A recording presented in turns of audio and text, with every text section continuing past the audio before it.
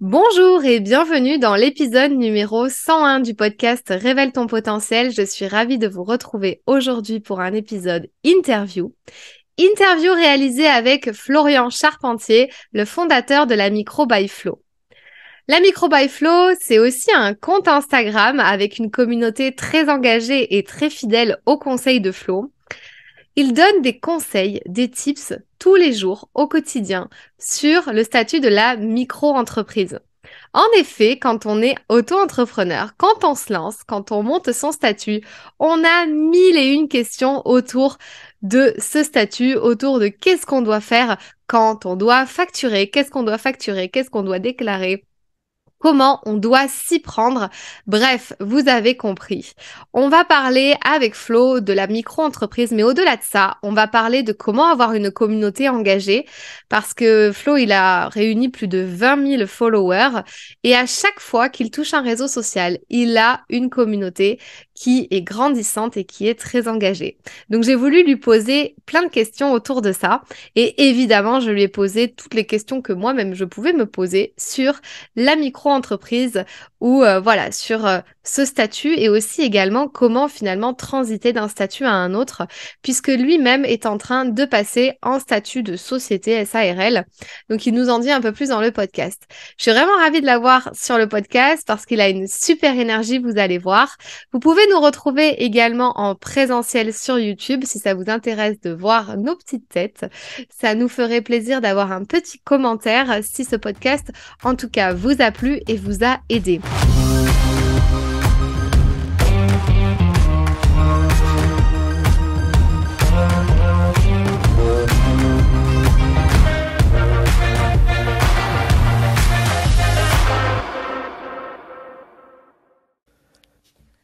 Hello Flo!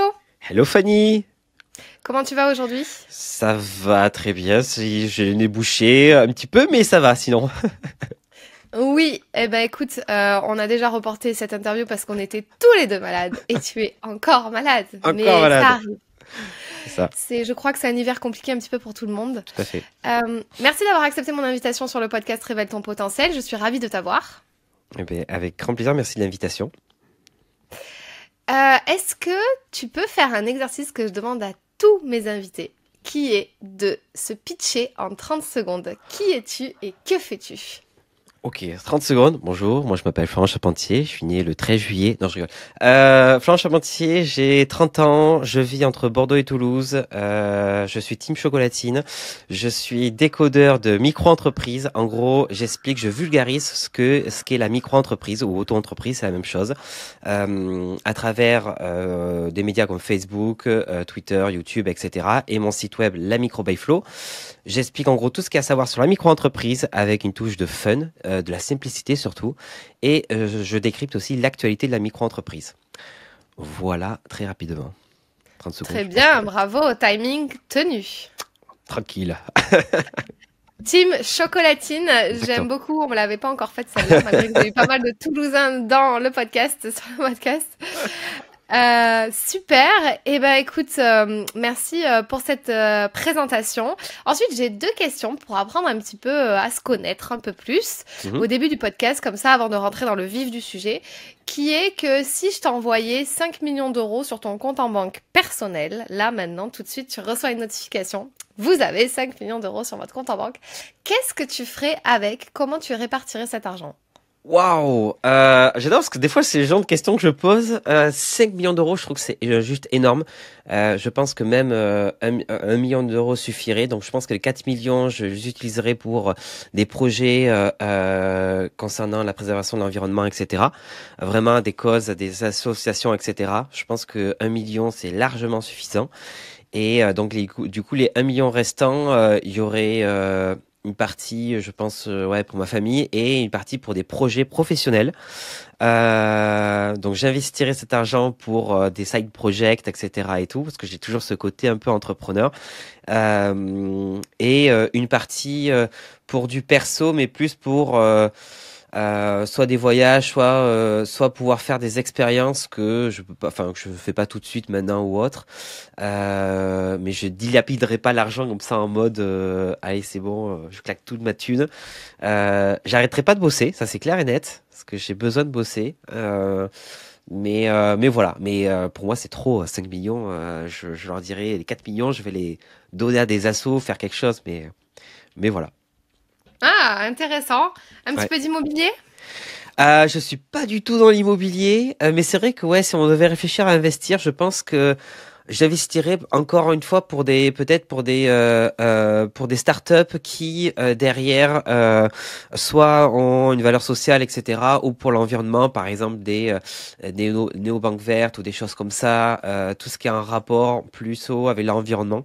Donc Ouais. ouais, si je devais investir, ça serait voilà dans prendre des actions, des choses comme ça, ou investir dans des boîtes qui œuvrent pour la planète, quoi.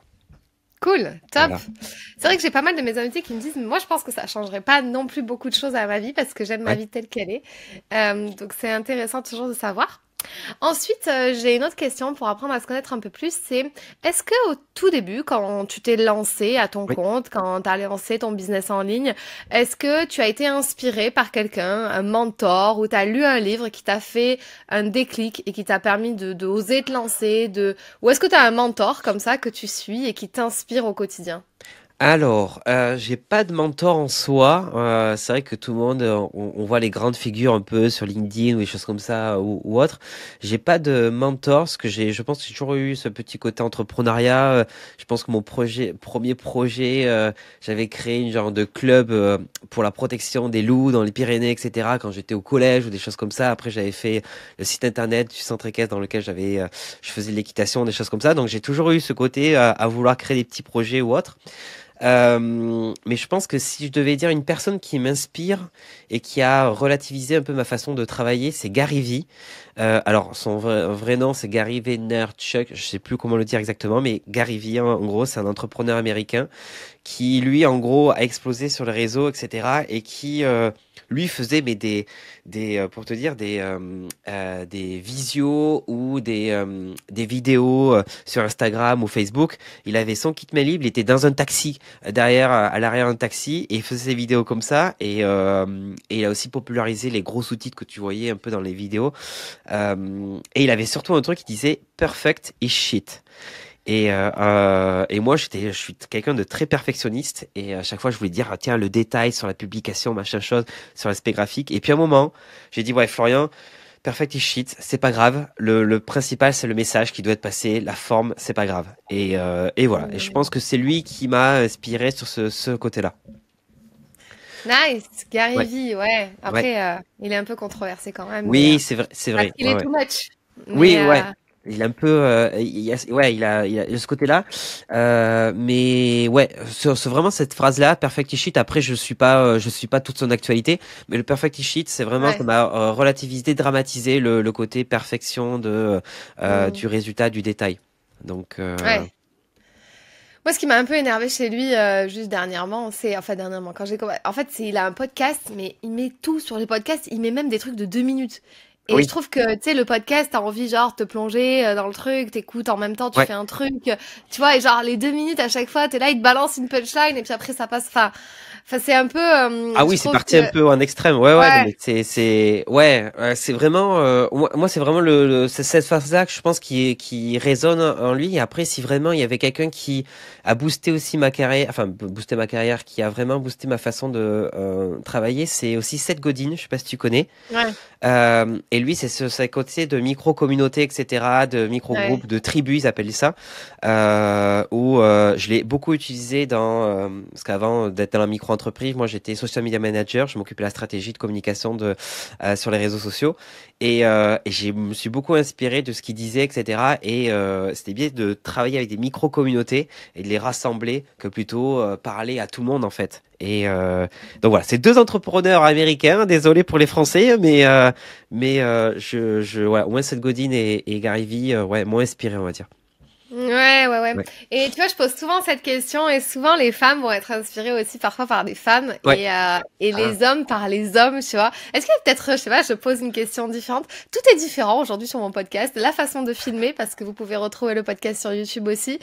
La façon d'enregistrer, puisque j'ai utilisé un nouveau logiciel. Et aussi un petit peu mes questions. J'ai envie de te demander, est-ce qu'il y a une femme comme ça qui peut t'inspirer, que tu suis comme ça, de près ou de loin, mais tu te dis, waouh. Alors, Alors, c'est vrai que je suis moins sensibilisé au paysage, que ça soit même les entrepreneurs français, parce que j'en vois plein, enfin masculins, mais je les vois trop en fait. Et si je me tournais un peu du côté des femmes, j'essaie de pas te donner les noms qu'on trouve partout. Il y a Maud, alors je n'ai pas son nom de famille, mais c'est la CEO de Green God, qui est une néobanque française. En gros, en gros, Green God, c'est une néobanque française enfin une néobanque verte, ils appellent ça. Et j'aime beaucoup parce qu'ils font beaucoup de vidéos pour dédramatiser, pour sensibiliser sur les comptes bancaires aujourd'hui qui financent les énergies fossiles, etc. et tout. Et là aujourd'hui, tout bête, ce matin, je tombe sur un post d'elle qui dit, tiens, je me suis versé mon premier salaire. Ça fait 3 ans que Green God existe et elle le montre, etc. Et je trouve que c'est cool de pouvoir en parler. Déjà, en plus, elle disait combien se verser, etc. De là à dire que c'est la personne que je suis, etc. de tous les jours, je dirais non. Mais j'aime bien ce genre d'entrepreneur Ouais. qui va en parler. Tu vois, c'est des gens que tu vois pas tout le temps sur LinkedIn, tu vois pas tout le temps Non. dans les trucs Forbes, machin chose, ou les top créateurs, mais que j'apprécie. Voilà, c'est Nice. Ok. authentique. Allons la suivre, ouais, le monde de la start-up, 3 ans de chômage, de RSA, et Ouais, après, on verse son salaire. Et la boîte est estimée à 1 million d'euros. ouais, non mais c'est ça, avec le salaire, le SMIC LinkedIn à 10 000 par mois. Donc, non, Maud Caillot, voilà, c'est ça, cofondeur de Green Got. Ok. J'ai retrouvé Cool, on son ira compte. voir. Merci beaucoup pour ça. Alors, du coup, Florian, question pour toi. Eh ben, Oui. évidemment, j'ai bien envie de savoir, moi, t'as 30 ans aujourd'hui. Est-ce que à 18 ans, tu t'es dit, je vais être social media manager, puisque apparemment c'est ce que tu faisais avant. Et après, je vais monter ma boîte sur la micro by Flow. Évidemment que je pense que non. Et Et du ouais. coup, qu'est-ce qui s'est passé depuis tout ce temps, depuis que t'as arrêté les études? C'était quoi ton parcours à la base, toi? T'étais destiné à quoi? Eh ben, alors ça va faire rire du monde, mais à la base, moi, j'ai fait un bac ST électronique, donc moi à la base, c'était vraiment câbler des composants, etc., un peu d'informatique, etc. Et j'étais anti Facebook. Vraiment, tous ceux qui sont sur Facebook, c'est des moutons, etc. et tout. J'étais vraiment, et j'étais du genre à dire, moi sur Facebook, jamais de la vie. Et en fait, donc au fur et à mesure de mes études, j'ai commencé à passer sur un background un peu commercial, donc technico-commercial. Et un jour, il y a une boîte, une start-up qui m'embauche et qui me dit, Florian, on veut que tu travailles sur les réseaux sociaux, dont Facebook. Et moi, j'avais pas encore de Facebook personnel, etc. Donc bon, j'ai même un peu les moyens dans le cambouis. Et en fait, là, je me suis dit, mais en fait, c'est un outil de communication, Facebook, donc je l'utilise.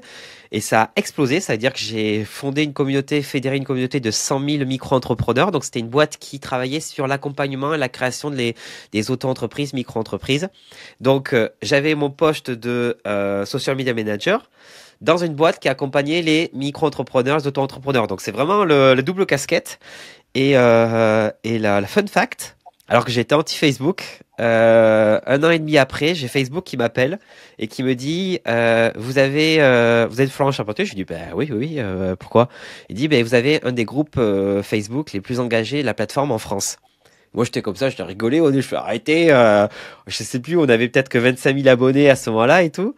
Et il me dit, ah non, mais c'est pas une question d'abonnés, c'est une question d'engagement, en fait. Et vous êtes le groupe le plus engagé, un des groupes les plus engagés en France. Donc, on voudrait vous payer pour intervenir sur nos communautés et expliquer un peu comment on gère des communautés en ligne. Donc, vraiment, ça a été le petit boost là. Je me suis dit, wow, si Facebook me demande des conseils en plus. Donc, ça a été génial. Et puis voilà, donc ça a été mon background un peu de social media manager. Ça a duré 3-4 ans comme ça. Et après, j'ai quitté cette boîte pour me lancer à mon compte. Alors, je cumulais déjà la micro et le salariat, déjà à ce moment-là. Et puis, à un moment, quand j'ai quitté le salariat, je me dis, je vais me consacrer à 100% à ce que je fais maintenant. Et à la base, je voulais pas. Je me suis dit, bon, la micro-entreprise, c'est bon, mais moi, ce que j'adore, c'est la communication. Ça a pas marché en solo, ça a pas trop marché parce que quand je commençais à me mettre sur le marché français, on m'a dit ouais mais bon t'étais pas tout seul à gérer ces communautés et tout. Je dis ben ouais mais c'est moi qui les ai formés quoi ces communautés. Ça a pas trop marché. Et puis j'ai l'ancienne communauté que je gérais qui m'a dit mais Florian continue ce que tu fais mais en solo quoi. Et je les ai écoutés et en fait ça a explosé. Donc j'ai créé la micro by Flow. Je me suis dit bah tiens au début je fais un petit blog et le truc a explosé. Et du coup, c'est comme ça que a été créé la Micro by Flow, qui aujourd'hui maintenant est un vrai média qui va décrypter la micro-entreprise. Ok, Voilà. intéressant. Oui, donc finalement, tu as un peu le pied dedans depuis le début sans le vouloir et en ne voulant même pas être sur un seul réseau social. C'est ça, exactement. Finalement, tu es partout maintenant. Ah ouais, mais non, je suis un peu partout. Alors, j'essaie ouais, je veux communiquer au maximum de gens, mais il faut pas s'éparpiller. Mais je peux pas m'en empêcher. Je me dis, tiens, je vais gratter là-bas TikTok, je vais gratter là-bas Twitter, Ouais. machin chose. Donc, voilà. Hmm. Et quand tu dis Facebook m'appelle, Monsieur Facebook, qui est Monsieur Facebook? En fait, c'est quoi cet appel que tu as eu? C'est à travers ton entreprise ou c'est toi Ah non, directement mais j'étais salarié de la Ouais. boîte et du coup ils m'appellent parce qu'en fait ils ont quand même nos coordonnées et tout. Ils me disent, ben c'est vous l'administrateur du groupe Facebook machin chose. Je dis ben oui. Il me dit ben alors ils appellent en français. Non, c'est en anglais pardon parce qu'ils étaient basés en Irlande à ce moment-là quand ils m'ont contacté. Et donc du coup ils nous dit ben on a un programme qui s'appelle c'est les leaders de communauté. Facebook et donc du coup ils m'ont intégré à ce programme pour dire en gros vous êtes reconnu comme leader de communauté. On veut en plus que vous fassiez des webinaires pour expliquer un peu comment marchent les communautés sur Facebook, etc. Comment engager une communauté. Et voilà. Et j'avais accès aussi aux dernières fonctionnalités sur les groupes Facebook dès qu'il y a des Hmm. fonctionnalités qui arrivaient un peu en bêta. Donc voilà, et ça a été une collaboration comme ça avec Facebook pendant une bonne année où tous les mois on avait des appels avec eux, etc. Et donc c'était assez sympa. Ok, cool. Franchement, super, enfin super anecdote, j'ai envie de dire.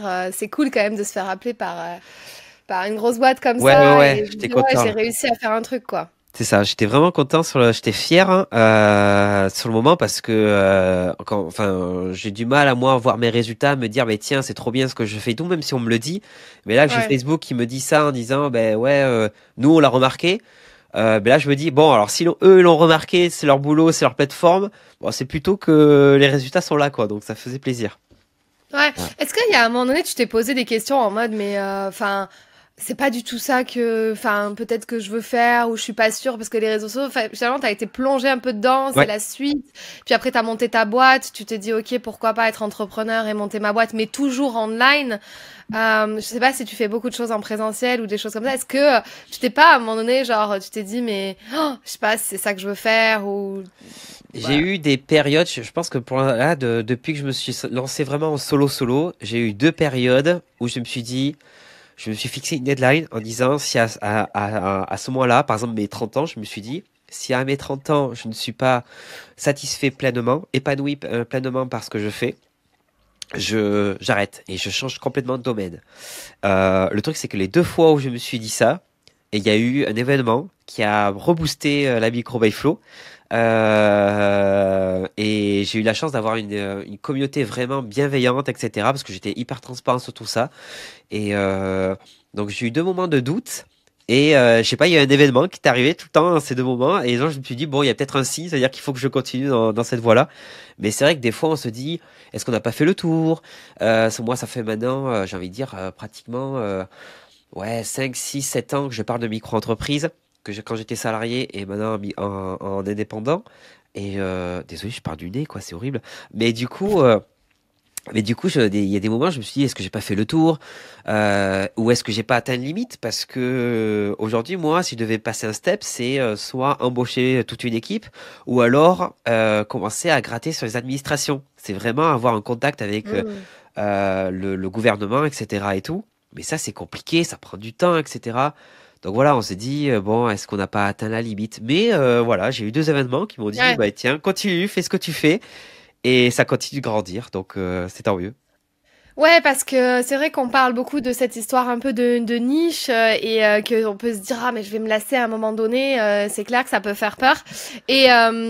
Et d'ailleurs, t'as pas changé de bord il y a pas si longtemps. Je veux dire, je voudrais en parler de ça aussi par rapport.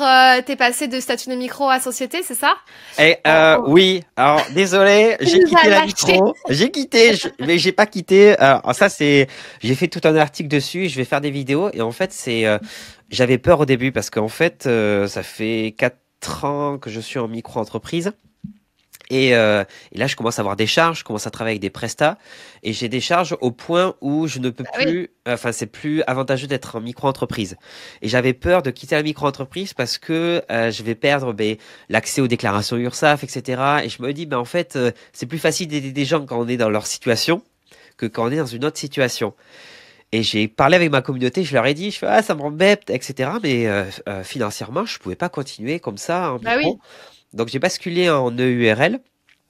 Et la communauté l'a très très bien pris, merci à elle. Et je me suis dit, l'avantage, c'est que je vais pouvoir leur expliquer la transition et je vais pouvoir leur expliquer aussi, attention à la différence avec la société. Donc je reste, ma stratégie de communication reste la même. C'est juste que je vais avoir une corde à mon arc en plus où je peux dire, tiens, voici le côté société, voici le côté obscur de la force, comment ça se passe, voici les difficultés. Et surtout pour les gens qui se posent la question de, est-ce qu'il faut que je passe en micro ou en société ou est-ce qu'il faut que je reste en micro? Les gens qui veulent évoluer. Et Ouais. donc ça, je vais pouvoir leur apporter mon œil, on va dire, averti sur le sujet. Ouais, j'aimerais bien te poser cette question, mais en effet, tu as pas, t'as pas retourné ta veste au point d'appeler la ERL by Flow. Non, il y a des gens qui m'ont demandé, ils m'ont dit, est-ce que tu peux appeler, ouais, c'est ça, le URL ou la SASU by Flow et tout. Alors, j'en suis pas encore là. Je pense que ça va rester la micro by Flow. Ouais. C'est moins bien, je trouve, la SASU by Flow. SASU by Flow. Non, mais la micro by Flow, ça sonne bien, mais Ouais, non, c'est la micro-entreprise, c'est-à-dire c'est la micro-entreprise expliquée par Florian.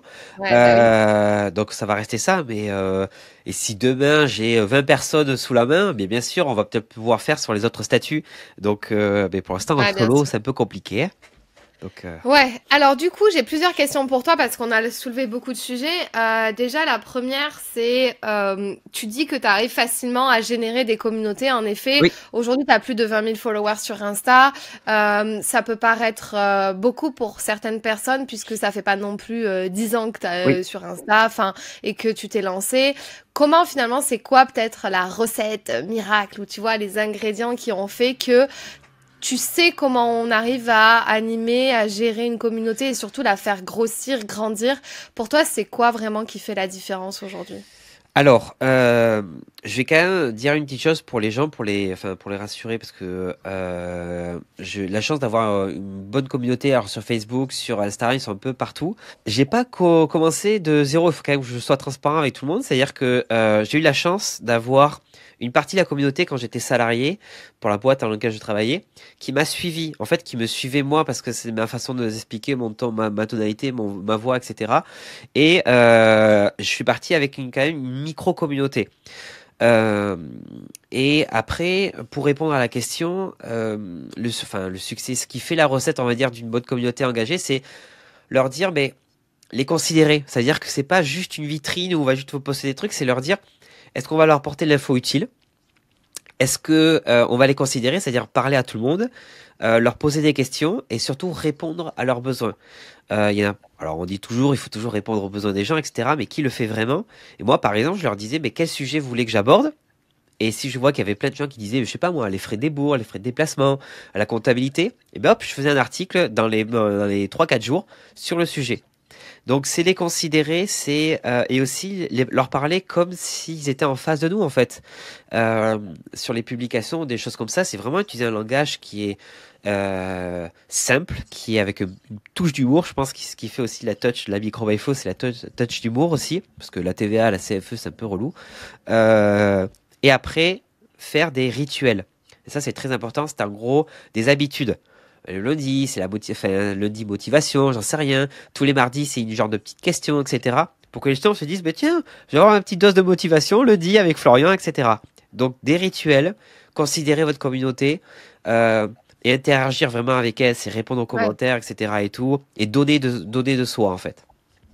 Ça, c'est pour la réponse à la question comment on crée une communauté engagée. Oui, Maintenant, c'est comment on fait grossir une communauté. Est-ce que d'après toi, le fait que tu sois niché dans un secteur en particulier, d'une cible en particulier, t'es oui. pas là en train d'expliquer juste toutes les sociétés possibles, mais vraiment tu t'es spécialisé sur un truc en particulier. Est-ce que c'est ça qui fait le succès? Est-ce que c'est la régularité? Est-ce que c'est tout ce que tu as mis en place? Est-ce que c'est ton authenticité? C'est toi, tu vois? C'est en fait, d'après toi, ça serait quoi un peu tous ces ingrédients-là qui ont fait que ta communauté, elle a grossi et elle grossit de jour en jour? Première chose, je pense que ce qu'il faut, c'est pouvoir faire des informations utiles, communiquer des informations utiles qu'on va pas retrouver ailleurs. C'est-à-dire, en gros, je vais prendre un exemple tout bête. Moi, je communiquais aux gens sur le fait qu'ils pouvaient cumuler intégralement leur chômage avec leur micro-entreprise. C'est rare de trouver cette information parce qu'il n'y a pas les conditions, etc. Pôle emploi, les agences sont peu sensibilisées sur le sujet. Et voilà, il n'y a pas le guide du comment cumuler 100% chômage et micro-entreprise. Donc ça, par exemple, je l'ai indiqué. Il y avait aussi des petites informations sur quand est-ce qu'il vaut mieux démarrer la micro-entreprise, des choses comme ça. Donc, pour moi, c'est la qualité de l'information. Donner des informations qui sont utiles, qui vont pouvoir permettre aux gens d'apprendre des choses, plutôt qu'aller se fouiller à droite, à gauche sur Internet. La deuxième chose, c'est l'authenticité. Je pense que ma façon d'expliquer, alors moi je me dis toujours que les articles que j'ai écrits, c'est comme si je parlais en face à quelqu'un. Donc voilà, je pense que c'est l'authenticité aussi de la personne avec l'humour, etc. qui marche beaucoup. Et vraiment pour faire grandir, je pense que ça se fait un peu tout seul, c'est du bouche à oreille. C'est-à-dire que si vous êtes droit avec dans vos bottes, dans ce que vous allez communiquer, si demain vous donnez de votre personne, de vos connaissances. Je vois beaucoup de gens qui disent, bah, tiens, moi je veux démarrer, mais je veux vite faire des ventes. Non, donnez à 80% de votre personne des informations utiles. Si demain vous êtes, je sais pas moi, agent immobilier, au lieu de montrer directement vos biens, eh bien peut-être expliquer un petit peu comment on fait une recherche, quels sont les termes un peu dans l'immobilier. Parce qu'aujourd'hui, moi, je vais me dire, mais tiens, moi je vais plus enfin, m'approcher d'un agent immobilier qui lui m'a instruit, qui m'a formé sur le domaine. Et donc voilà, faire attention à ça pour grandir. Après, la communauté va grandir toute seule. Pour moi, c'est vraiment vous donner même un post qui peut vraiment faire exploser le nombre d'abonnés.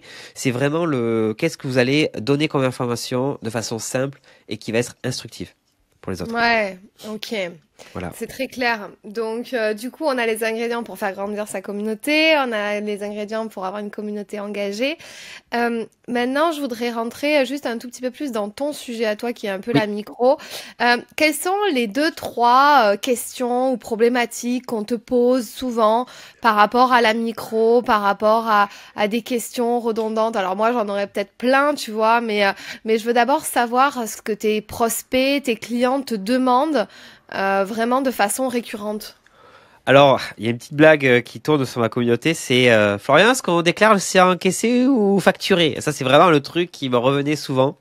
Alors, Ah je ouais. dis à tout le monde, c'est le CA qui est encaissé et pas facturé. Ah bon? Euh, tu- Non, me dis pas que tu pensais que c'était facturé. Non, non, non. Alors, explique-toi vraiment. Donne-nous un exemple Je vais prendre précis. l'exemple. Je vais prendre un exemple. Imaginons que tiens, je te facture 1 heure de consultation. Le truc, c'est que je t'ai facturé l'heure, mais tu m'as pas encore fait le virement. Peut-être que tu vas me le faire dans 3, 4, 5, 6, 7 jours. Il y en a qui vont dire, bah tiens, on est le 28 février Ouais, actuellement. Et donc, du coup, je vais le déclarer, vu que je l'ai facturé le 28 février, je vais déclarer comme si j'avais perçu la somme le 28. Mais en fait, tant que je l'ai pas perçu, moi, je le déclare pas à l'URSSAF. bien Donc, sûr. si toi, après, tu me fais le virement le 3 mars, ou alors tu me fais le virement maintenant, mais je le vois que le 3 mars, et bien à ce moment-là, je vais devoir le déclarer dans ma déclaration qui concerne le CA de mars, donc en avril, sur le CA de mars. Et voilà, il y a plein de gens, par exemple, qui font l'erreur aussi pour les chèques. Les chèques, ils sont déclarés, enfin, pour ceux qui encaissent encore des chèques, ils sont considérés encaissés une fois que je les ai en main. Donc, par exemple, si demain, toi, tu me fais un chèque, je sais pas moi, de 100 euros, et que je reçois maintenant, mais que je mets en compte que la semaine prochaine, mais je dois le déclarer à l'URSSAF le 28 février parce que j'ai eu le chèque en main le 28 février. Donc c'est vraiment le CA qui est encaissé et pas le CA, enfin dès que vous avez reçu les sous, en gros si vous préférez. Voilà. Ok. Mais donc ça, oui, évidemment, ça paraît logique parce que si je devais encaisser à l'avance tous les trucs, tous les deals que j'ai signés où j'ai pas reçu l'argent, ça Eh serait ben il y en a qui le compliqué. font. Hein. Ouais. Ouais. Je sais que j'ai eu une discussion avec une entrepreneur un jour qui avait déjà tout déclaré. Je dis mais t'as pas touché les sous, pourquoi tu Et fais ouais, ça? ouais, c'est ça le truc. C'est ça qu'il Parce faut. que du coup tu dois de l'argent à l'URSSAF que tu n'as pas. Et c'est ça, C'est exactement. sûr. Donc, et les gens vont me dire, mais c'est pareil pour les chèques, on les a pas, si on les a pas mis encore dans le compte. Ouais, mais un chèque, tu peux mettre un an avant de l'encaisser. Un Ouais. an et une semaine ou un an et 8 jours. Donc bon, c'est trop facile, tu fais que te faire payer par chèque, et comme ça, tu déclares pas à l'URSSAF. Non, non, non, Ouais. ça marche pas comme ça. C'est vraiment dès que tu l'as en main, le chèque, même s'il Ouais. est en bois.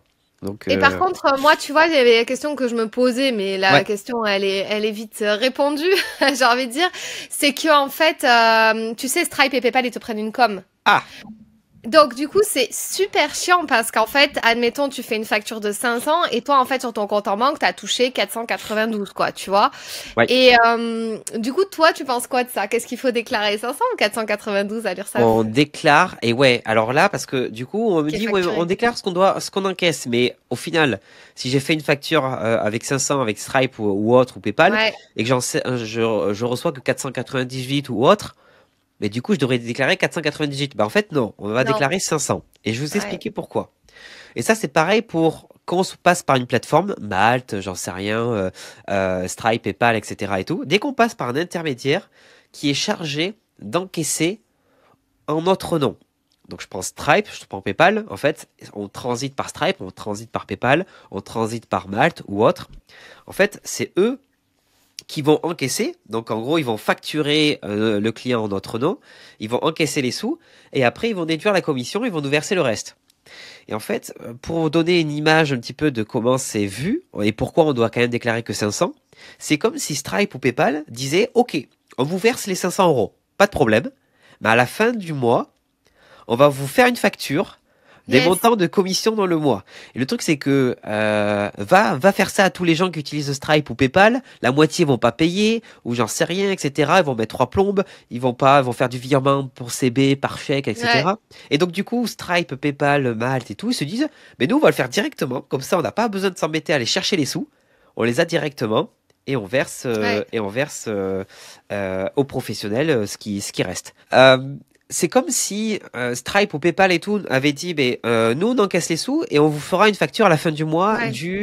de la commission. Mais du coup, ils vous auraient bien versé 500 euros. Et donc, il aurait fallu déclarer 500 euros. Donc, ça revient au même. Qu'ils font la commission ou pas la commission, c'est quand même les 500 euros à déclarer. Oui, mais c'est les boules. Ben, Parce que 8 euros par-ci, 8 euros par-là, 8 euros, 8 euros, 8 euros égale 300 et euros. ouais. Mais bon, si Stripe ou PayPal avait dit, ben, on vous verse les 500 euros directement, et à la Oui, fin du mois, ils vous disent, bon, on vous fait une facture maintenant de, je sais pas moi, 30 euros ou 20 euros ou 2 euros. Eh ben, dans tous les cas, sur l'URSSAF, il aurait fallu En fait, ce sont des ouais, charges. Il faut dire que ce sont des charges. C'est comme l'utilisation d'un logiciel en ligne, comme l'achat d'une prestation, etc. Ce sont des charges et qu'on ne peut pas déduire en ouais. micro-entreprise. Donc oui, c'est dommage. Malheureusement. Mais Ouais, c'est et facile la micro. ouais, je vois, je vois. J'ai une autre question, Oui. juste pour refaire un état des lieux. Tu sais, moi, j'ai pas mal de prospects, donc et de clients et de gens qui écoutent ce podcast, qui sont du coup dans la prestation de service. Si tu refais un état des lieux sur le seuil de la micro en prestat de service, la TVA, etc. Est-ce que tu peux nous faire bref résumé de comment ça se passe, si on dépasse, etc. Combien de temps on a? Je sais qu'il y a 1 an ou 2 ans où on peut dépasser comme ça. Dis-nous un peu. Alors, il y a deux choses à savoir. Il y a ce qu'on appelle les seuils de franchise de TVA. Donc, c'est un seuil qui permet de ne pas facturer TVA jusqu'à une certaine limite. Et après, il y a le plafond de la micro-entreprise qui permet de rester en micro-entreprise jusqu'à une certaine limite. Donc, on a toujours deux limites complètement différentes. Elles sont dissociées l'une de l'autre. Ouais. C'est-à-dire qu'en micro-entreprise, on peut facturer la TVA et rester en micro-entreprise. Ça, Oui. y a pas de problème.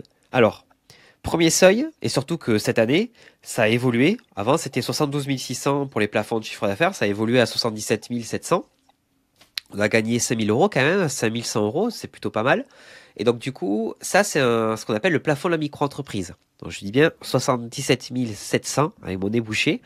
Ce plafond, c'est un plafond qu'on doit respecter. On a le droit de le dépasser une année sur deux. C'est-à-dire que si cette année, moi je fais 100 000 euros en micro-entreprise, je reste en micro-entreprise l'année suivante.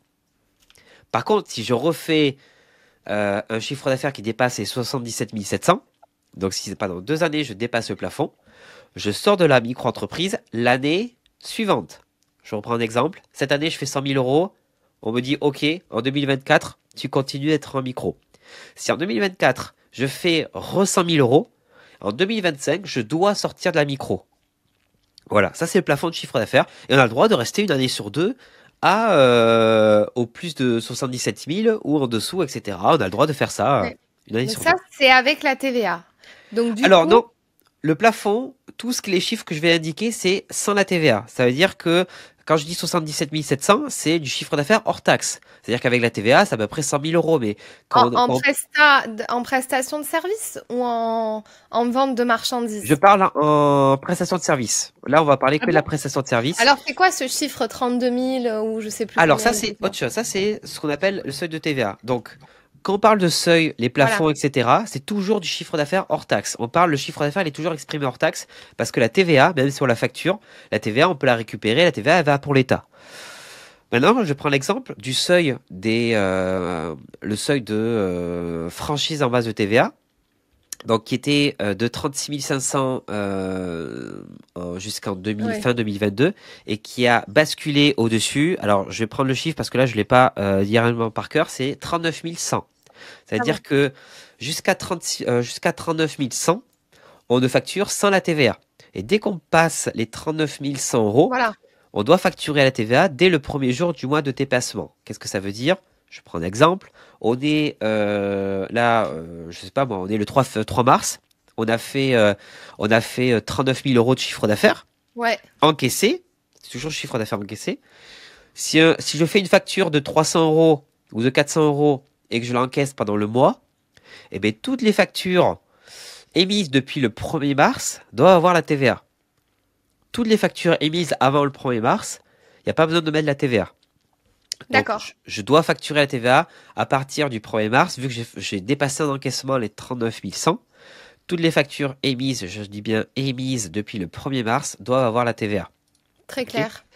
Donc la TVA, pareil, il y a des trucs de dépassement, c'est-à-dire que dès qu'on dépasse les 39 100 pour la prestation de service, on facture la TVA dès le premier jour du mois de dépassement. Donc essayez de pouvoir anticiper. Si vous pensez que dans certains mois vous allez devoir facturer la TVA, etc. Il faut vraiment le faire en début de mois et prévenir les impôts. Et pour ceux, et là petite astuce, si vous êtes en prestation de service et vous facturez que des professionnels, vous avez tout intérêt à passer directement en TVA, même si vous n'êtes pas dépassé les seuils de 39 000 euros. Parce qu'il y a des gens qui me disent, ben Florian, moi je peux pas facturer la TVA, j'ai pas dépassé le seuil. On a le droit de facturer la TVA, même si on a fait que 100 euros de chiffre d'affaires. Juste, excuse-moi, quand tu veux dire des professionnels, tu veux dire des entreprises qui sont en SARL qui, eux, récupèrent la TVA ou tu veux aussi dire des micro-entrepreneurs? Alors, non, il vaut mieux des professionnels qui peuvent récupérer la TVA. Voilà. Parce que du coup, ce qui va être bien, c'est que, imaginons que je facturais 100 euros hors taxe. Si demain je facture la TVA, je vais facturer toujours 100 euros hors taxe, mais je vais ajouter 20% de TVA. Si mon professionnel peut récupérer la TVA, lui il s'en fout parce que les 20 euros de plus, il peut demander à l'État les rembourser. Par contre, c'est vrai que si je travaille qu'avec des micro-entrepreneurs, qui pour la plupart ne peuvent pas récupérer la TVA, ben, eux, ça leur fait 20% en plus. Mais du coup, quel intérêt pour un micro-entrepreneur ou quelqu'un qui fait la prestation de service à facturer la TVA, c'est qu'il va pouvoir la récupérer sur ses logiciels, ses déplacements, tout ce qui a un rapport avec son activité professionnelle, la papeterie, etc., abonnement téléphonique, ce genre de choses, l'achat d'un micro, des choses comme ça, il va pouvoir récupérer la TVA dessus. Voilà. Et la TVA, c'est pas dramatique. C'est vraiment assez facile à gérer. Non, mais c'est pas dramatique, mais c'est un coût. C'est-à-dire que le mois où tu dépasses, là, t'es assujetti à combien à payer tes taxes? Alors, c'est ça le truc, c'est que les gens pensent que si on a la TVA, on va perdre de l'argent. Et en fait, pas du tout. La TVA, en fait, c'est un montant supplémentaire, les 20%, qu'on va dire qu'on va donner à l'État directement. Ouais. C'est-à-dire que les cotisations sociales, le calcul de l'impôt, la CAF, la prime d'activité, tout ça est calculé sur le chiffre d'affaires hors taxe. Donc je reprends l'exemple. Je facture à la base de 100 euros et demain je vais facturer 120 euros, donc 100 euros hors taxe, 20 euros de TVA. À l'État, je vais leur donner 20 euros. Mais moi, les cotisations sociales, je paye toujours sur 100 euros, je déclare aux impôts toujours sur 100 euros, etc. Parce que les 20 euros, en fait, c'est l'État qui me demande de facturer 20% de plus. Le truc, c'est que moi, je vais pouvoir dire à l'État, ouais, mais dans mon micro, il y avait 10 euros de TVA sur mon micro. Donc, je vais dire à l'État, tu me dois 10 euros. L'État va me dire, ouais, mais toi, tu me dois 20 euros. Donc, au final, c'est 20 moins 10 euros, je devrais que 10 euros à l'État. Donc, en fait, la trésor, y a que du bonus pour la trésor. Quand on facture la TVA, si on a des charges ou des choses comme ça, et si on facture que des professionnels qui peuvent récupérer la TVA. Donc, la TVA, c'est pas une charge en plus. C'est 20%, c'est une taxe que demande l'État, mais c'est pas une charge en plus pour les pour les entreprises, pour les micro-entreprises. Ouais, c'est très clair. Voilà.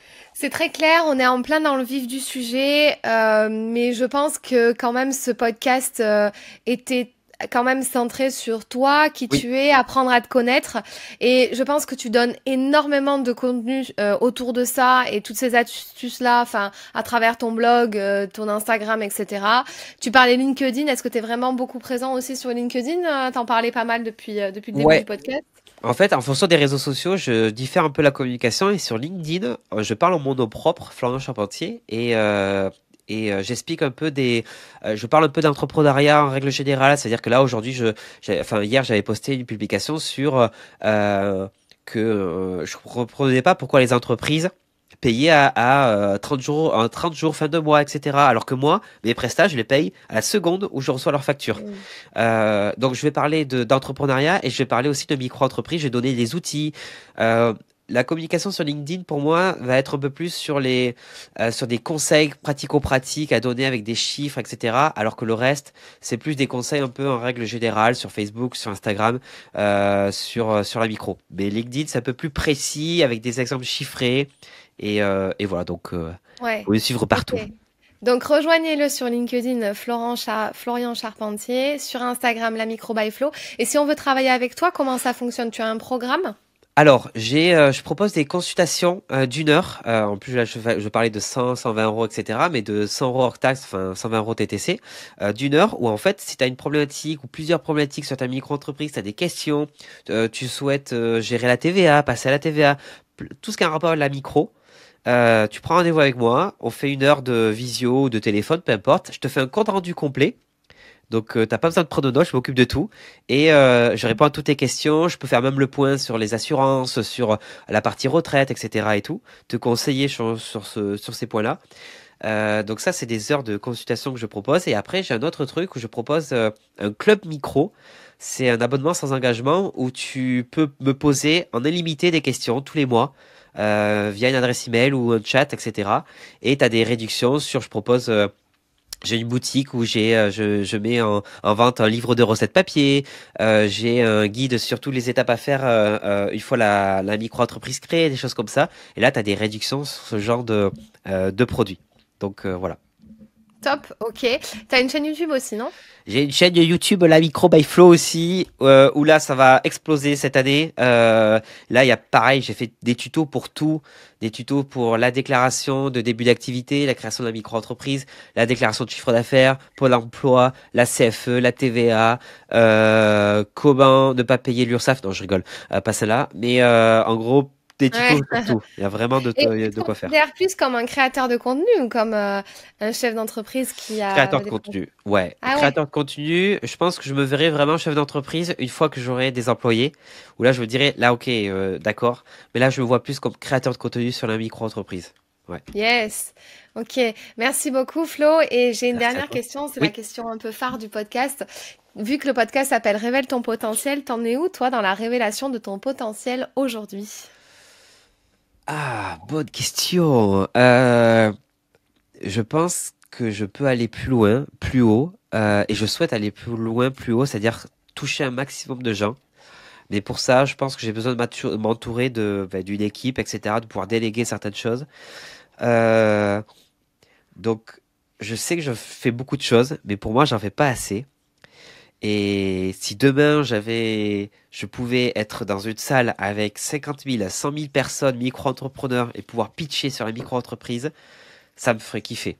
Vraiment, c'est un peu le Hugo Décrypte de la micro-entreprise, mais vraiment, ouais, pouvoir parler un peu de ça à une plus grosse audience, ça serait vraiment une étape, j'ai envie de dire une étape où je me dis, tiens, mon potentiel est vraiment utilisé à 100%, quoi, parce que j'ai envie de parler au maximum de gens, pouvoir sensibiliser un maximum de gens sur la micro. Trop bien. Voilà. Eh ben écoute, on sent la passion, on sent la flamme pour ce sujet et franchement c'est cool parce qu'on en a tellement besoin, on a tellement de questions, on n'est pas formé à l'école à tout ça, on sait pas, on est plongé dans le grand bain, on se lance mais on sait pas trop ce qu'il faut faire. Donc en tout cas on a besoin de personnes comme toi. Merci beaucoup. Est-ce que tu as une dernière citation, punchline ou un mantra que tu te répètes de temps en temps pour te motiver, pour motiver tes clients ou un truc que tu fais un peu tous les matins comme ça pour te motiver, je sais pas. Oula, alors un truc que je fais tous les matins, je pense que ça va casser le rythme, tout le monde va me dire il est fou, c'est je lis les textes de loi, alors ils sortent à 3 heures du matin sur Légifrance, je regarde les textes de loi qui sont sortis et je regarde s'il y a un rapport à la micro-entreprise, et ça c'est le plus gros des tue-l'amour et des trucs que tu sors pas en soirée quoi. Mais sinon, un mantra, etc. Ou une citation, un truc que tu aimes bien te répéter. Bonne question. Est-ce que j'ai une citation? Il y a encore le truc Perfect Shit qui me revient, mais en fait, non, j'ai pas de mantra. Enfin, moi, je me dis tant que, en fait, c'est plus en rapport avec mon activité et tout, mais tant que je peux faire quelque chose qui me fait kiffer, je prends le temps, je suis libre, indépendant de ce que je fais, et que surtout ça apporte aux gens. C'est le principal. C'est-à-dire que si demain je devais juste faire des podcasts ou arrêter faire que de l'audio, faire que du texte ou n'importe quoi, mais que ça apporte quelque chose à quelqu'un ou faire qu'une newsletter, peu importe. Tant que ça apporte aux gens et que les gens disent tiens aujourd'hui ma micro-entreprise elle est en grande partie grâce à toi, ben je me dis tiens j'aurais apporté ma pierre à l'édifice aux gens et je serais content. Donc mais j'ai pas de citation de mantra, je vais en trouver une bientôt. Ouais, tu te répètes ce truc un peu de tant que j'impacte, bah c'est là où tu te motives et ouais, c'est cool. Le jour où je me sentirai plus utile ou que j'aurai plus ce truc-là, enfin ouais, plus utile, où je me dis ce que je fais n'a plus trop d'impact sur les gens ou autres, c'est là où j'arrêterai. Donc voilà. Top. Bah écoute, merci beaucoup Flo pour tout ça. Et puis, j'invite les gens à te retrouver sur les réseaux, comme j'ai dit tout à l'heure. Je mets tout dans la barre d'infos du podcast. Et en tout cas, bah, merci à toi. Mais merci pour l'invitation. En tout cas, c'était super sympa ce podcast. Si cette vidéo t'a plu, tu peux la partager à un ami qui en aurait besoin. Tu peux aussi t'abonner à ma chaîne YouTube pour m'encourager. Tu peux me retrouver sur tous les réseaux sociaux sous le nom de Fanny l'Esprit Coach. Tu peux me poser toutes les questions que tu souhaites et aussi me donner des sujets que tu aimerais que j'aborde. Je te dis à très vite dans une toute nouvelle vidéo.